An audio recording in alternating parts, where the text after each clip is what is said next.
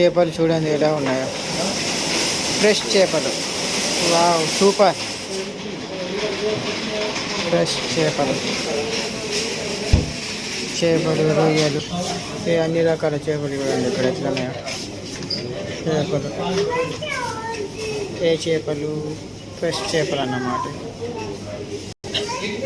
Fresh meet, ఇది fresh meet దొరికేది. ఇక్కడ రూపాయికి ఇవన్నీ కూరగాయలు. 23 రూపాయలు. ఆకుకూరలు, వంకాయలు చూడండి ఎలా ఉన్నాయి, ఎంత పెద్దగా.